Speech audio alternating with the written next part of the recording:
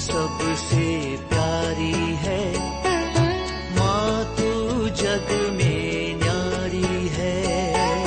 माँ तू सबसे प्यारी है, माँ तू जग में न्यारी है।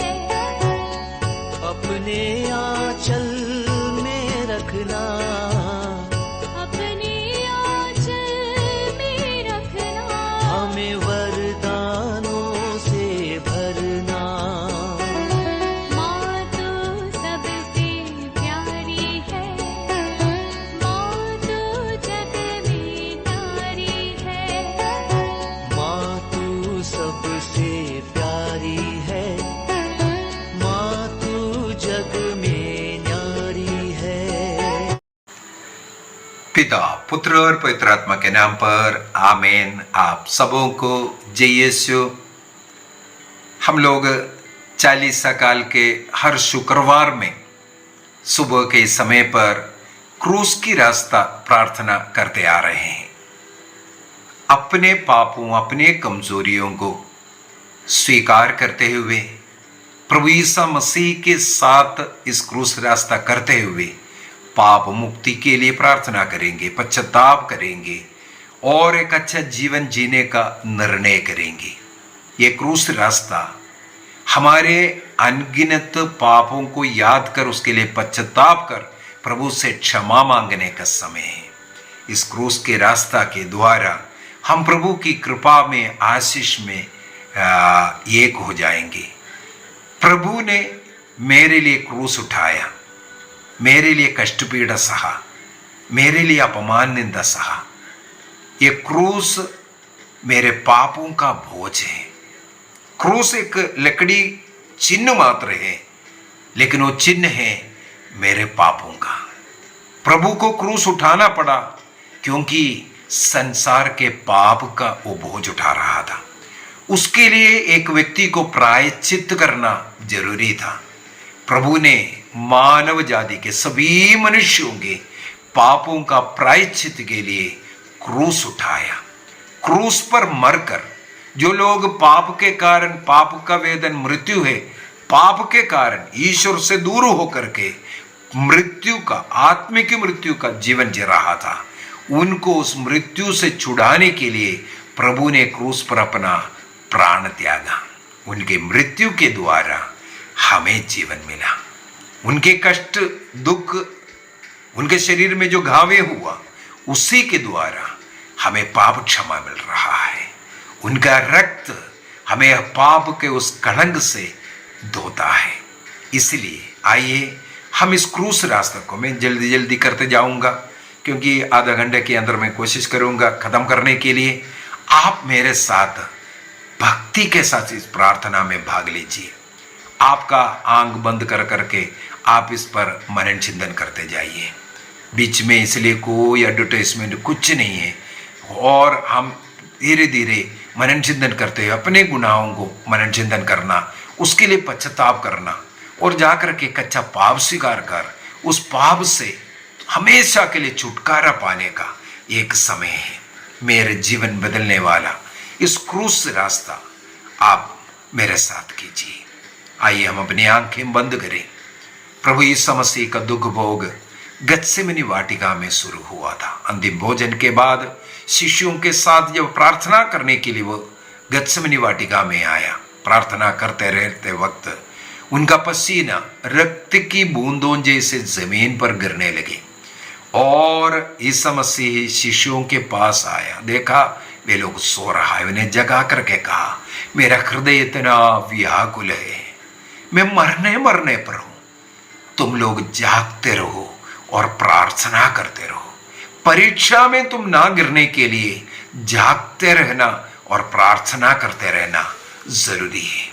यीशु मसीह उनसे और आगे बढ़ करके मुंह के बल जमीन पर गिर कर रो रो करके, गिड़गिड़ा करके पिता से प्रार्थना करने लगे, अब्बा पिता, तेरे लिए सब कुछ संभव है, यदि हो सके तो ये प्याला मुझसे हटा ले। ये दुख, ये कष्ट, ये पीड़ा, यदि अन्य कोई तरीके से लोगों का मुक्ति हो सकता है तो इसे हटाइए। ईसा मसीह एक पूर्ण मनुष्य था। किसी भी मनुष्य इस प्रकार की यातना नहीं सह सकता था। इतना अधिक दर्द उनको अनुभव हो रहा था, क्योंकि मानव जाति का पाप का बोझ प्रभु के ऊपर जब डाला, पिता की उस प्यार से वो थोड़ा दूर हट गया। सबसे बड़ा दर्द यही है, पिता से दूर हटना, पिता की प्यार से दूर हटना। हमारे पापों ने प्रभु को दर्द दिया। याद कीजिए, मेरे प्रभु को ये सबसे बड़ा दर्द सहन करना पड़ा मेरे पापों के कारण। प्रभु से क्षमा मांगे। इसके बावजूद भी हम प्रार्थना में एकाग्र होकर के प्रार्थना नहीं करते, प्रार्थना में नींद आते हैं, या हमारे घर में पारिवारिक प्रार्थना नहीं है। प्रभु ने कहा प्रार्थना करो, लेकिन हम प्रार्थना नहीं करते। हम चर्च नहीं जाते, मिस्स बलिदान में सही रूप से भाग नहीं लेते हैं, योग्य रीति से प्रभु का शरीर रक्त को ग्रहण नहीं करता, अयोग्य रीति से उसको मैं अपवित्र किया। ऐसे तमाम अवसरों को याद कीजिए, प्रभु को मैंने दुख दिया। वहां पर प्रभु यीशु मसीह को गिरफ्तार करते हैं और वहां से प्रभु को अन्नस, कैफस, पिलातुस, हेरोद, यहूदी महासभा आदि में लेकर के गए। हर जगह पर प्रभु का अपमान निंदा किया, झूठे आरोप लगाया, झूठे गवाहों को लेके आया। प्रभु राजाओं का राजा, प्रभुओं का प्रभु ईश्वर है, यीशु निंदा का झूठा अभियोग लगाया। वो राजाधिराज प्रभु है, राज्य द्रोह का झूठा अभियोग लगाया। क्यों? क्योंकि हम बारंबार दूसरों की बुराई करते हैं, निंदा करते हैं, झूठे अभियोग लगाते हैं। दूसरे लोग जो नहीं किया वो उनके ऊपर डालते हैं। ऐसे पापों के कारण प्रभु यीशु मसीह को ये सब कुछ सहन करना पड़ा। पिलातुस बार बार कहा, इनमें मैं कोई गलती नहीं देख रहा है, उन्हें छोड़ना चाह रहा था, लेकिन लोगों के चिल्लाना, चीखना, नहीं इन्हें क्रूस दंड दो। तब भी पिलातुस कोशिश किया, इन्हें कोड़े मारते हैं, कोड़े मार करके छोड़ देंगे। कोड़े मारने के लिए सिपाही लोगों के हाथ में दिया। यहूदी नियम के अनुसार एक कम 40 कोड़े मारना चाहिए, लेकिन उन सिपाही लोगों ने निर्दयता के साथ प्रभु को इतना अधिक मारा कि प्रभु के शरीर सब फट करके खून बहने लगे, लहूलुहान हो गया।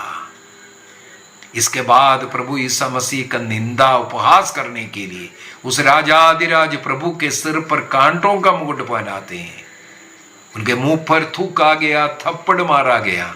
सब कुछ सहन करने वाला प्रभु को हम पाते हैं।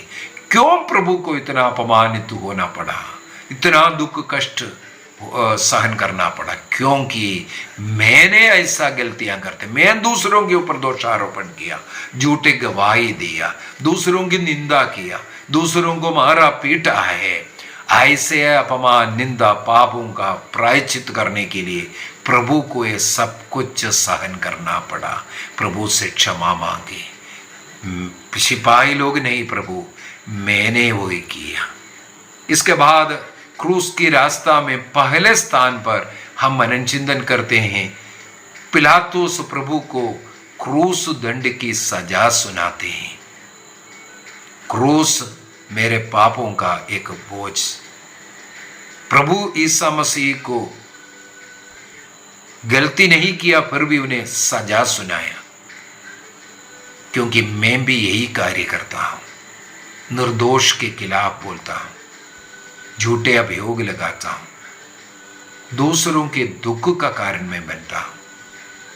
वो सारे के सारे पाप आज प्रभु को दे रहा है।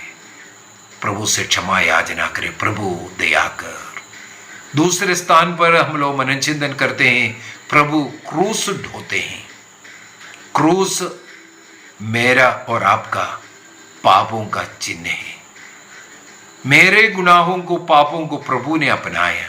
मैं पापी था, प्रभु ने मुझसे ये नहीं कहा तूने क्यों किया, बल्कि मुझे गले लगाया, मेरे लिए क्रूस पर मरने के लिए भी तैयार हुआ, मुझे पाप के बंधन से छुड़ाने के लिए मेरे सारे पाप अपराधों को अपने ऊपर लिया, उसके लिए प्रायश्चित किया। संत पौलुस लिखते हैं रोमियों का पत्र अध्याय 15 वाक्य 7 में, रोमन्स चैप्टर 15 वर्स 7 में लिखा है, जैसे ईसा मसीह ने आप लोगों को अपनाया उसी प्रकार तुम भी भ्रातृ प्रेम में एक दूसरे को अपनाओ। प्रभु ईसा मसीह ने मेरे सारे पाप अपराधों को अपने ऊपर उठाकर मुझे प्यार दिया। संत पौलुस लिखते हैं जैसे ईसा मसीह ने हमारे पापों को स्वीकार किया, इसी प्रकार हम भी एक दूसरे का पाप को क्षमा करो, सहन करो, प्रेम दे दो। बुराई के बदले बुराई नहीं, भलाई करना सीखो। ईसा मसीह ने यही सिखाया, तुम्हारे दुश्मन लोगों को प्यार करो, तुम्हें मारने वालों को, तुम्हारा छीनने वालों को तुम क्षमा करो, दो। प्रभु से माफी मांगे जब हमने ऐसा सहन नहीं किया, दूसरों की गलतियों को सहन करना, क्षमा नहीं करना और उन्हें प्यार नहीं दिया, ऐसे अवसरों के लिए प्रभु से क्षमा मांगे, हे प्रभु दया कर। तीसरे स्थान पर ईसा मसीह क्रूस के साथ पहली बार गिरते हैं। प्रभु को क्रूस के साथ गिरना और अधिक शरीर में चोट होना, सिपाही लोग फिर से मारने लगे। क्यों ये सहन करना पड़ा, क्यों उन्हें गिरना पड़ा? क्योंकि कई बार मैं आत्ममारू पाप में गिरा हूं। यीशु निंदा का पाप, दूसरों की निंदा, माता पिता की निंदा, ईश्वर का मंदिर, इस शरीर को अपवित्र करना, इस प्रकार आत्ममारू पाप में मेरा गिरना प्रभु ईसा मसीह को आज क्रूस के साथ गिराया। याद कीजिए कौन सी ऐसे बड़ा बड़ा पाप, दूसरों को दुख दिया, माता पिताओं को, अधिकारियों को दुख पहुंचाने वाला, दूसरों को नुकसान पहुंचाने वाला, ऐसा कौन सा गलतियां मैंने किया? वो गलती हम आज प्रभु को नीचे गिराया। प्रभु फिर से उठा, नीचे कीजिए। अपने पापों के लिए मैं एक अच्छा पाप स्वीकार करूंगा, एक भी पाप नहीं छिपाऊंगा। अब से ऐसा पाप ना करने का निर्णय करते हुए प्रभु से बोले, हे प्रभु दया कर। चौथा स्थान पर प्रभु ईसा मसीह और माता मरियम का मुलाकात। मां पुत्र का ये भेंट दोनों को इतना अधिक दुख पहुंचाया, एक दूसरे को देखता रहा। चार आंखें आपस में लड़ी, आंखें बह रहे थे, होठ हिल रहे थे, लेकिन कोई शब्द नहीं निकल रहा था। दोनों हृदय से एक दूसरे को सांत्वना देता हुआ। मां पुत्र की अकथनीय पीड़ा का कारण मैं हूं, क्योंकि मैं अपने माता पिताओं को, सास ससुरों का अनादर किया, दुख दिया, अपमानित किया। मैंने जब मेरे माता पिताओं का दुख का कारण बना, दुख दिया, ये ईसा मसीह और माता मरियम को दुख का कारण बना। अपने गुरुजनों का, अपने पुरोहितों का, किसी को भी मेरे कारण दुख उठाना पड़ा, उसके लिए प्रभु ईसा मसीह और माता मरियम को दुख उठाना पड़ा। स्वीकार कीजिए ऐसे अवसरों को, ऐसे पापों को। घर के बुजुर्गों की सेवा ना करना, दूसरों को निंदा अपमान करते हुए, विशेषकर हमारे माता पिता और सास ससुर, मुझे सहन करना चाहिए मुझे उन्हें क्षमा करना, उन्हें प्यार देना। जब तक वो जीवित है उनकी सेवा करना चाहिए था। जब मैंने ऐसा नहीं किया, प्रभु ईसा मसीह को और मां मरियम का ये भेंट इस कारण हुआ। प्रभु से माफी मांगी, हे प्रभु दया कर। पांचवा स्थान पर हम लोग देखते हैं, सिपाही लोगों ने देखा कि ईसा मसीह क्रूस उठा करके जाने में, आगे बढ़ने में उनको दिक्कत हो रहा है। तब एक सिरनी सिमोन को जबरदस्ती पकड़ करके ईसा मसीह को क्रूस उठाने के लिए, मदद देने के लिए उन्हें बाध्य किया। पहले वो नहीं मान रहा, उन्हें बाध्य किया गया, क्योंकि यहूदियों का रोमन सिपाहियों के लिए एक नियम था, किसी को भी कोई कार्य करने के लिए 1 मील तक लेकर के जा सकता था। उस नियम के अनुसार सिरनी सिमोन को यीशु मसीह के साथ क्रूस उठाने के लिए बाध्य किया। जब वो उठाना शुरू किया प्रभु के साथ, उन्हें अच्छा लगने लगी, क्योंकि प्रभु ने कहा मेरा जुआ अपने ऊपर ले लो। वो सरल है, प्रभु के साथ क्रूस उठाना यीशु मसीह को अच्छा लगा। उनका वो क्रूस का भार हल्का हुआ। प्रभु ने कहा यदि कोई मेरा अनुसरण करना चाहता है, मेरा शिष्य बन करके, क्रिश्चियन बन करके अनुसरण करना चाहता है, प्रतिदिन का क्रूस उठाओ। प्रतिदिन का क्रूस उठा करके यीशु के पास कैसे जाना है? क्या है ये क्रूस? सत्य का जीवन, ईमानदारी का जीवन, पवित्रता का जीवन, एक धार्मिक जीवन जीने के लिए, प्रार्थना भक्ति का जीवन जीने के लिए मुझे कुछ कष्ट उठाना पड़ता है। ईमानदारी का जीवन आजकल बहुत कष्ट देता है। पवित्रता का जीवन जीना उससे भी बढ़ करके कष्ट है। उस कष्ट, वो क्रूस उठाकर प्रभु के पीछे होना। जब मैं ऐसा क्रूस उठाऊंगा, सत्य का जीवन, ईमानदारी, पवित्रता का, प्रार्थना भक्ति का, धार्मिक जीवन जीऊंगा, वो कष्ट मैं उठाऊंगा, प्रभु का क्रूस हल्का हुआ। जब जब मैंने ऐसा नहीं किया, प्रभु से माफी मांगे, हे प्रभु दया कर। 6वें स्थान पर हम मनन चिंतन करेंगे। जब वेरोनिका नामक एक धर्मी स्त्री प्रभु यीशु मसीह को पानी पिलाने और उनके चेहरा पोंछने के लिए आए, वो सिपाहियों के डर उनके मन में नहीं था।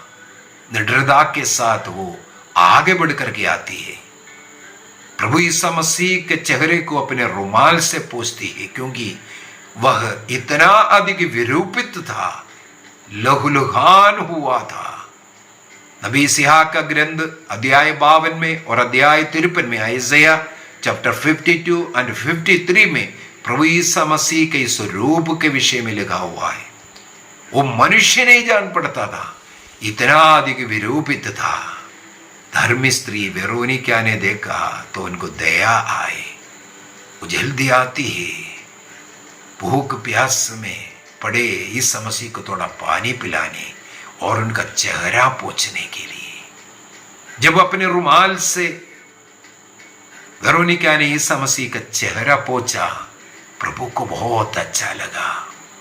उसी क्षण प्रभु यीशु मसीह ने अपना चेहरा उनके रुमाल में चपाया। ओ, मुझे भी ऐसा रुमाल चाहिए था, मुझे भी यीशु मसीह का चेहरा पोंछना है।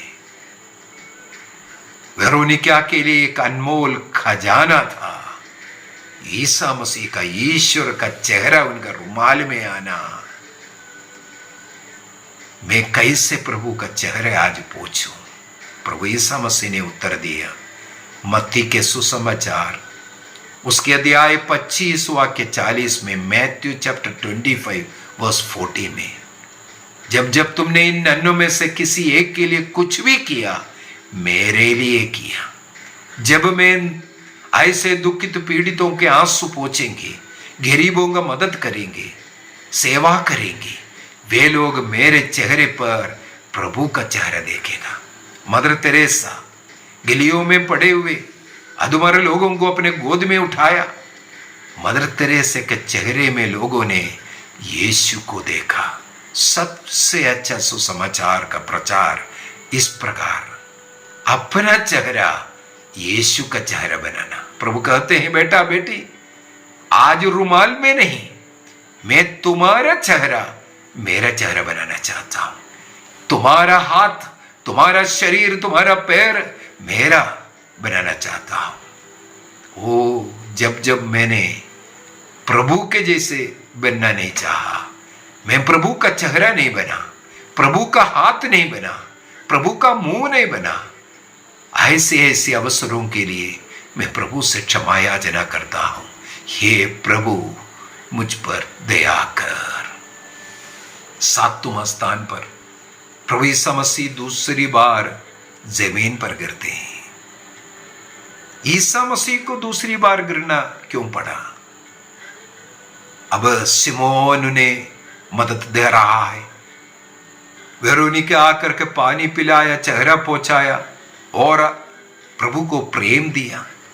इसके बावजूद भी प्रभु यीशु मसीह दोबारा गिरते हैं, क्योंकि पाप स्वीकार करने के बाद, पाप छोड़ने का निर्णय करने के बाद भी मैं कोई ऐसा पाप है बारंबार करते रहता हूं।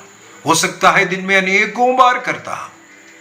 हो सकता है गंदी विचार रखना, गंदी बातें करना, गालियां देना, दूसरों के बारे में बुराई करना। क्या है मेरे कमजोरी? हो सकता है मोबाइल, हो सकता है इंटरनेट, उसके द्वारा गलत दोस्तियां, गंदी गंदी हरकतें, गंदी रिश्ता। क्या है मैं नहीं छोड़ना पा रहा है? ऐसा कौन सा चीज है जो मैं नहीं छोड़ सकता? नशा या वासना का पाप जो मैं बार बार कर रहा हूं, पाप स्वीकार करने के बाद फिर जाकर के कर रहा हूं। ऐसे पापों के लिए प्रभु को दोबारा गिरना पड़ा, अर्थात मैंने यीशु को दोबारा गिराया। मेरे कमजोरियां जो बार बार मैं कर रहा हूं, वो कमजोरियां, वो पाप, यीशु को दोबारा गिराया। प्रभु से क्षमा मांगे। अब से ऐसा ना करने का निर्णय करते हुए प्रभु से क्षमा मांगे। हे प्रभु दया कर। 8वां स्थान पर यीशु मसीह यरूशलेम की स्त्रियों को सांत्वना देते हुए कहते हैं, यरूशलेम की स्त्रियों तुम लोग मेरे लिए मत रो, अपने लिए रो। हरे भरे लकड़ी का अगर यही हाल है, सूखी के क्या होने वाला है? जी हां प्रभु, आपने कोई गुनाह नहीं किया था, निष्पाप होकर के आपको इतना सहन करना पड़ा, तो हम पापी, कमजोर, बलहीन, बारंबार पाप करने वालों के जीवन में क्या होने वाला है? तूने कहा अपने लिए और अपने बच्चों के लिए रो। जी हां प्रभु, हम अपने परिवार में उदाहरण का जीवन नहीं जिया, अपने बच्चों के लिए उदाहरण नहीं रहा, बच्चों को आध्यात्मिकता में पालन पोषण नहीं किया, हमारे घर में प्रार्थना नहीं करते हैं, वो आदत हमने बच्चों में नहीं बनाया। इस कारण हमारे बच्चे बिगड़ गया। बच्चे बिगड़ते हुए देखा, फिर भी हमने उनको सुधारा नहीं। ऐसे तमाम पापों को हम याद करते प्रभु, तुझसे हम क्षमा याचना करते हैं। हे प्रभु दया कर। 9वां स्थान पर हम लोग मनन चिंतन करते हैं, प्रभु यीशु मसीह को तीसरी बार गिरना पड़ा। मुझे पढ़ने के लिए मिला, यीशु मसीह के इस क्रूस की रास्ता में प्रभु यीशु मसीह 7 बार क्रूस के साथ गिरे थे। 7 बार गिरना, बार बार गिरते गया था। लेकिन क्रूस की रास्ता में हम लोग केवल अब 3 बार मनन चिंतन करते हैं, क्योंकि हमारे पापों ने प्रभु को गिराया। ये तीसरी बार गिरने के इस स्थान पर हम लोग उन लोगों के पापों को याद करेंगे जिसे प्रभु ने विशेष रूप से चुना, उनके विशेष कार्य करने के लिए उन्हें नियुक्त किया। चाहे हमारे पुरोहित हो, धर्मवहन हो, सुसमाचार के प्रचारक हो, प्रभु यीशु मसीह ने उन्हें अलग किया, नियुक्ति दिया। लेकिन वे लोग आज नशे का बंधन, वासना का बंधन, पाप का बंधन, दुनियाई आकर्षण में पड़े हैं। अपने भेड़ों के लिए उदाहरण का जीवन जीने वाला गडरिया नहीं रहे हैं। ऐसे गडरिये लोगों के कारण यीशु मसीह को आज तीसरी बार गिरना पड़ा। भेड़ों को खाने वाला भेड़िया। यहेजकेल का ग्रंथ अध्याय 34 में ऐसे गडरिये लोगों को प्रभु कोसते हैं। प्रभु कहते हैं मैं स्वयं उनका देखभाल करूंगा। ऐसे अधिकारियों को याद कीजिए। हमारे कलीसिया के सभी अधिकारियों के लिए प्रार्थना कीजिए, अपने बुलाहट के प्रति ईमानदार रह सके, कलीसिया को अपने जीवन का उदाहरण दे सके। जो गलत उदाहरण दिखा रहा है, ऐसे लोगों के लिए प्रार्थना करें। हमारे देश के शासक, प्रभु ने उन्हें नियुक्त किया, लेकिन हमारे शासक आज भ्रष्ट जीवन जी रहा है, देश को लूटने वाला बन गया। ऐसे अधिकारियों के लिए प्रार्थना करें जो क्रिस्तियों के ऊपर आक्रमण कर रहा है, अत्याचार कर रहा है। ऐसे लोगों का मन परिवर्तन के लिए प्रार्थना करें। ऐसे सभी अधिकारियों, राजाओं, देशों को समर्पित करें। दुनिया में 50 ऐसे देश हैं, कंट्री है जहां क्रिस्तियों के ऊपर आक्रमण चल रहा है। इस्लामिक स्टेट, इस्लामिक कट्टरपंथी, हमारे भारत देश में हिंदू कट्टरपंथी, ऐसे लोगों के द्वारा क्रिस्तियों का अत्याचार चल रहा है। सभी शासकों के लिए प्रार्थना करें, सबों को प्रभु का अनुग्रह आशीष प्राप्त हो। हे प्रभु, हमारे अधिकारियों पर दया कर। 10वां स्थान, प्रभु के कपड़े उतारे जाते हैं। कलवारी पहुंचते ही प्रभु यीशु मसीह के कपड़े सिपाही लोगों ने उतारा, उन्हें नंगा किया।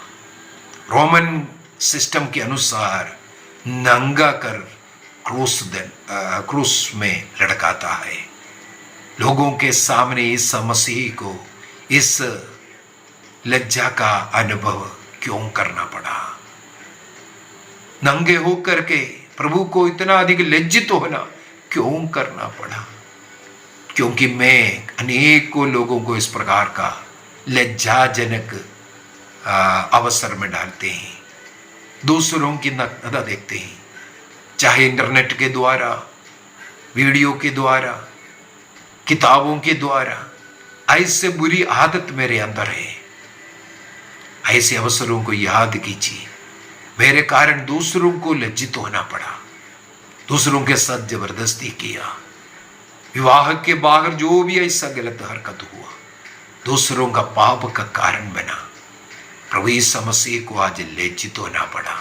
प्रभु कहते हैं, मेरे नग्न शरीर को देखो, तुम्हारा वासना का उस आग को तुम बुझा दो। प्रभु से क्षमा याचना करे, प्रभु दया कर।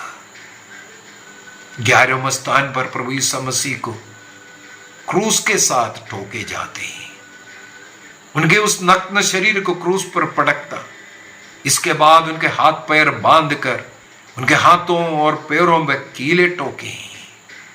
हो साखदनीय पीड़ा प्रभु को अपने शरीर में सहन करना पड़ा, क्योंकि मैं अपने शरीर ईश्वर का मंदिर है, उसको अपवित्र किया। कुरिन्थियों का पहला पत्र 3:16-17 में प्रभु का वचन कहते हैं, क्या आप नहीं जानते हैं आपका ये शरीर ईश्वर का मंदिर है? जो इस मंदिर को नष्ट करेगा उन्हें प्रभु नष्ट करेगा। कुरिन्थियों का पहला पत्र दिया है 6:19-20 में भी यही लिखा हुआ है। बाकी सब पाप शरीर से बाहर है, लेकिन जो व्यभिचार का पाप, वासना का पाप शरीर को अपवित्र करता है, ईश्वर का मंदिर को अपवित्र करता है। प्रभु से क्षमा मांगे। आज से मेरा शरीर ईश्वर का मंदिर है, इसे अपवित्र ना करने का और उन पापों के लिए पाप स्वीकार कर उसे हमेशा के लिए छोड़ने का, मरते समय तक मेरे शरीर को पवित्र रखने का निर्णय कीजिए। अपने इंद्रियों को वश में रखेंगे। अपने शरीर को, अपने शरीर के अंगों को, शरीर की इच्छाओं को मैं वश में रखूंगा। कुरिन्थियों का पहला पत्र दिया है 6:19-9 में, 1 Corinthians chapter 6:9 में संत पौलुस कहते हैं, 1 Corinthians chapter 9 verse 27 में संत पौलुस कहते हैं, मैं अपने शरीर के अंगों को अपने वश में रखूंगा। 1 Corinthians अध्याय 9 वाक्य 27 अपने शरीर को अपने वश में रखूंगा, निर्णय कीजिए। रोमियों का पत्र अध्याय 8:13 में, अध्याय 6:13 में, इन दोनों जगहों पर लिखा है, अपने शरीर के अंगों को पाप के लिए नहीं डालना, पाप के, वासना के पाप में शरीर को व्यभिचार के लिए नहीं डालना, अपने शरीर की इच्छा के अनुसार नहीं चलना, बल्कि आत्मा की इच्छा के अनुसार चलना निर्णय कीजिए। ऐसे किए हुए सभी पापों के लिए प्रभु से क्षमा मांगे। जब जब मैंने मेरे दोनों हाथों से पाप किया, दूसरों को मारने पीटने, अन्य जो बुराइयां करने के लिए, घूस लेने, घूस देने, चोरी करने, कोई भी ऐसा गलत काम मैंने इन दोनों हाथों से किया, पैरों से किया, अपने शरीर में किया, उनके लिए प्रभु से क्षमा याचना करे। प्रभु दया कर। भारम स्थान पर प्रभु यीशु मसीह ने सबसे बड़ा प्यार, संसार को वो इतना प्यार किया, अपना प्राण अर्पित किया। भारम स्थान में उस क्रूस पर 3 घंटों तक 3 किलो के सहारे आकाश व पृथ्वी के बीचों बीच में लड़कते हुए सारे संसार का पाप का प्रायश्चित करते हुए अपना प्राण अर्पित करते हैं। सबसे बड़ा प्यार प्रभु यीशु मसीह ने भी सिखाया, इससे बड़ा प्यार नहीं है कोई दूसरों के लिए अपना प्राण अर्पित करे। यूहन्ना का सुसमाचार 13:34 में 13:34 में हम लोग पढ़ते हैं, जैसे मैंने तुम्हें प्यार किया उसी प्रकार तुम भी एक दूसरे को प्यार करो। याद कीजिए, जब जब मैंने प्यार नहीं किया, दूसरों से नफरत किया, दूसरों से बातचीत नहीं करता, दूसरों को क्षमा नहीं किया, सहन नहीं किया, हम फिर से प्रभु को क्रूस पर टांगते हैं। प्रभु का वो अनुग्रह आशीष प्राप्त नहीं कर सकता। दूसरों को क्षमा नहीं करने वाला, दूसरों से मेल मिलाप में नहीं रहने वाला प्रभु का शरीर रक्त को ग्रहण नहीं कर सकता। प्रभु का शरीर रक्त को ग्रहण करने के लिए हम सबों के साथ मेल मिलाप में होना जरूरी है, अन्यथा हम पाप करते हैं, अयोग्य बन करके उसको ग्रहण करते हैं। निर्णय कीजिए, यीशु ने मुझे सबसे बड़ा प्यार दिया, मैं भी दूसरों को प्यार करूंगा, क्षमा करूंगा, सहन करूंगा, किसी के साथ भी मनमुटाव, लड़ाई झगड़ा नहीं करने का, सबों का आदर सम्मान करने का, अपने माता पिता, अपने सास ससुर, परिवार के लोग, भाई बहन, पड़ोसी लोग, सबों को याद कीजिए। अब से किसी से नफरत ना करने का निर्णय करें। यीशु के नाम पर सबों को सहन करना, क्षमा करना, प्यार देना निर्णय कीजिए। जब जब हमने प्यार नहीं दिया, किसी के साथ भी मनमुटाव किया, उन अवसरों के लिए प्रभु से क्षमा याचना करें। हे प्रभु दया कर। 13वां स्थान, प्रभु का मृत शरीर को नीचे उतारते हैं और माता मरियम की गोदी में रखते हैं। एक मां के लिए सबसे बड़ा कष्ट पीड़ा का समय, अपने लाडले का मृत शरीर अपने सामने। प्रभु के मृत्यु का कारण मैं हूं, मैंने मां को ये दुख दिया। निर्णय कीजिए, आज से माता मरियम का आदर सम्मान करते हुए अपने को, जैसे ईसा मसीह को उनकी गोदी में रखा है, अपने को, अपने जीवन को, अपने प्रियजनों को, सबको, अपने परिवार को माता मरियम के निष्कलंक हृदय में समर्पित कीजिए। अनेकों लोग माता मरियम का निंदा करते हैं, अपमान करते हैं, वो यीशु निंदा का पाप है, उनके लिए भी क्षमा याचना करें। जो जो माता मरियम के खिलाफ बोलते हैं, उनका आदर नहीं करते, ऐसे लोगों के लिए प्रभु से क्षमा याचना। ये प्रभु दया कर। 14वां स्थान में प्रभु यीशु मसीह के शरीर को दफनाते हैं। हमारे सारे पापों का प्रायश्चित कर वो मर गया, हमारे पापों को अधोलोक में वो दफनाया।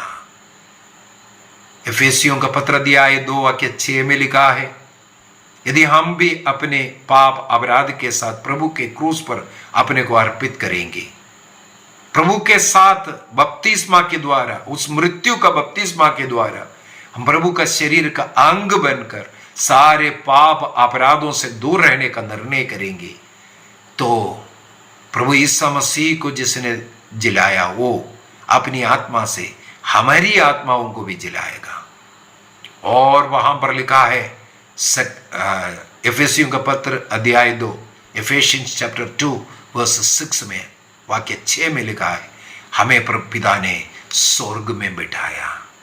जी हाँ, इस प्रकार इस क्रूस रास्ता में हमने जितने भी पाप अपराधों को याद किया, एक कागज में लिख करके पारिवारिक प्रार्थना एवं धर्म शिक्षा पुस्तकों में इसके लिए मददगार,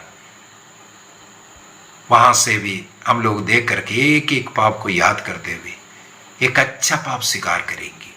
40 काल में कोशिश कीजिए हर सप्ताह जाकर के पाप स्वीकार करने के लिए, अपने मन में आने वाले बुरे विचार जो हमें करना चाहिए नहीं किया,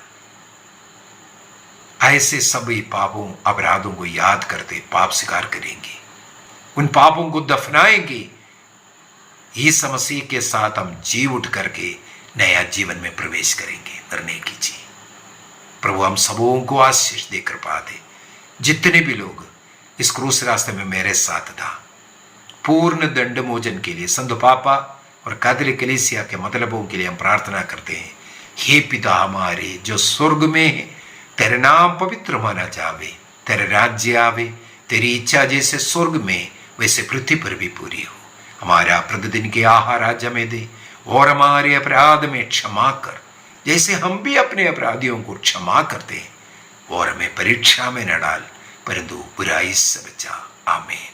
प्रणाम मरिया, कृपा पूर्ण, प्रभु तेरे साथ है, धन्य तू स्त्रियों में और धन्य तेरे गर्भ का फल यीशु। ये संत मरिया ईश्वर की मां, प्रार्थना करम पापियों के लिए अब और हमारे मरने के समय। आमीन। पिता, पुत्र और पवित्र आत्मा की महिमा होवे, जैसे वह आदि में थी अब और अनंत काल तक सदा रहेगी। आमीन। आप सबों को जय यीशु।